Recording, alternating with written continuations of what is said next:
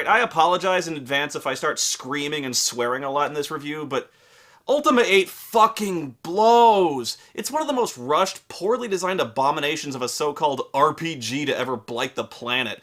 The ruination of what was once a great gaming franchise. You know, I don't think I've ever been as disappointed in a sequel as I was with this piece of shit with okay, now that's not fair. God damn it. I meant the most disappointing game sequel of all time with okay, fine. But this game was still god-awful, and I mean unbelievably bad. Rushed out by Electronic Arts in about 3 months, less than half completed, with almost all of its storyline and game functionality slashed and burned to meet a deadline. The result of all this is a sluggish, virtually non-existent storyline combined with almost completely crippled, useless fucking gameplay and numerous game-breaker bugs. For instance, several maps are incomplete. Several quests are incomplete.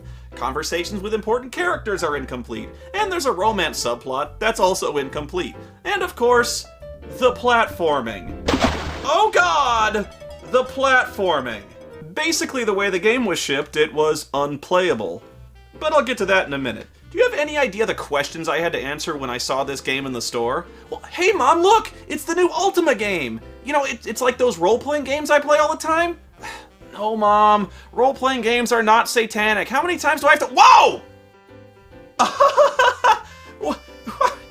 I know it looks bad, what with the, you know, the demonic pentagram and the hellish flames covering the entire box, but you play a good guy. I'm the Avatar, you know, with the compassion and goodness and virtue and justice and performing blood sacrifices to summon the devil from hell so I can absorb his demonic powers, plunging the world into a fiery cataclysm. And Mom, where are you going? Mom! Wait, you can't leave me in here like this! Mom, it's just a game! I'm not a Satanist! I'm not a Satanist, I swear! Mom! Mom! Well, Avatar. You have managed to thwart me once again. Alright, so after you save all of Britannia by restoring the cosmic serpents of balance, order, and chaos to their rightful place in the ethereal plane, the Guardian takes this opportunity, since you're sort of cosmically adrift, and abducts you. We do have a score to settle. Can't help you, Avatar. Sorry, we're really busy, but good luck with that. You have been a thorn in my side for far too long, Avatar. He tells you he's exiling you to a world he's already conquered into his dominion called Pagan, where there's no hope of escape and nobody's even heard of the Avatar. I banish you to the world of Pagan.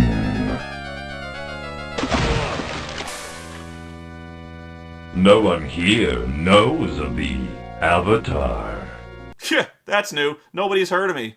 You know what? I'm still not over this. This fucking Peckerwood still pisses me off. How do you not know the goddamn Avatar? I ask. I mean, really.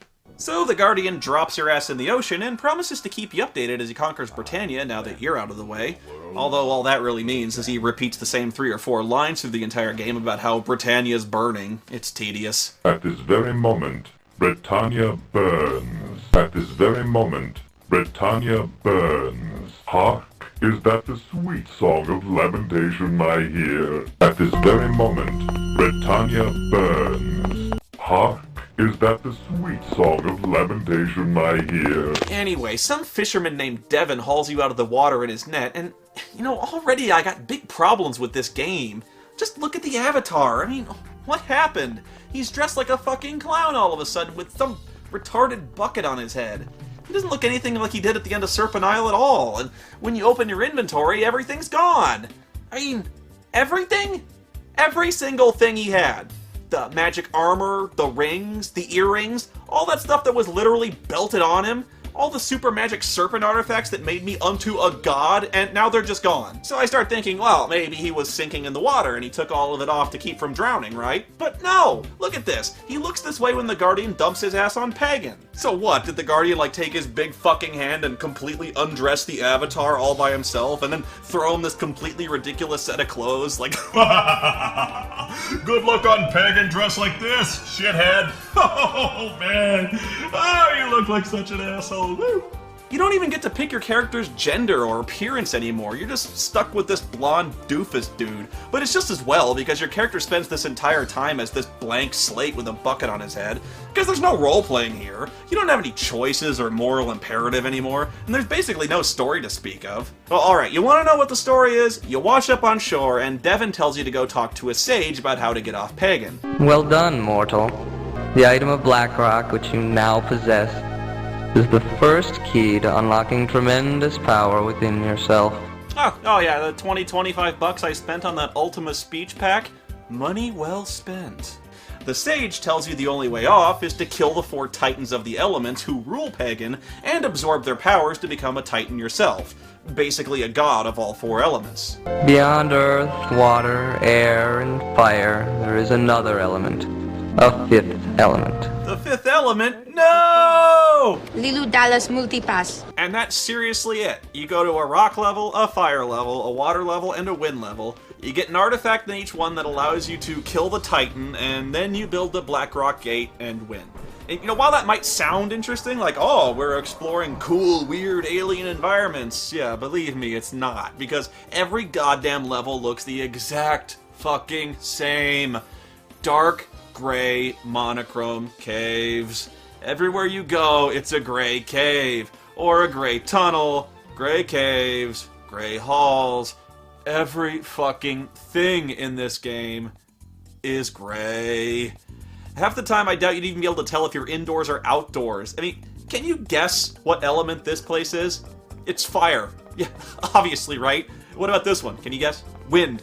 It's just also featureless and gray and boring and gray, and there's no landmarks or points of reference, and everywhere looks the same no matter where you are. And it doesn't help that 90% of the fucking enemies in this game are zombies and ghosts no matter where you go. There's nothing that distinguishes one place from another in this fucking game because there's nothing but gray and zombies. Oh, well, okay, sorry, I forgot about the mushrooms. Pagan is full of giant fucking mushrooms. I guess because there's never any sunlight on Pagan, or something. Although there are trees as well, so hell if I know. This place should be called the Mushroom Kingdom instead of Pagan. I think all the mushrooms are mainly so they can justify having these frigging fucking red mushrooms everywhere, which explode in a fireball whenever you step on them. Because, in a game with awful, barely working controls, why not fill your dungeons with lethal mushroom minefields? You will jump into these fucking things so many goddamn times, and trying to avoid them would be bullshit even if the controls weren't absolute garbage, which they are. Oh, but that's not even close to being the worst of it. You know what blows you up even more than the fucking mushrooms? The treasure chests. Every shit-sucking treasure chest in this game is apparently trapped with a fucking hand grenade or something, because every fucking one of them explodes and fucking kills you whenever you fucking open one. I mean, who does this? The guards in the city trap their own chests with bombs? Okay, I'll give you that one, but I could go to a farmer's house, and apparently he traps his chest with a fucking claymore too. Do they just sell exploding fucking treasure chests at the general store and everyone's got one?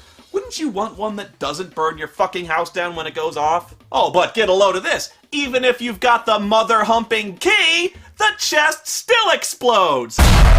What kind of sense does that make? I mean, this blows my mind. How is anyone supposed to open these fucking things? Fuck! It'd really be great if this game allowed you to, I don't know, create a character that might have the ability to disarm traps on his own. Just like, what game? Every other Ultima game before this? Like, imagine if this happened in The Legend of Zelda, where every fucking chest just detonated when you touched them. Like, even the one in your house, just BAM! Fuck you! And when you're playing Ultima 8, you don't know that every single chest explodes. You keep thinking, like, you're just unlucky, or, like, they can't all be trapped, right?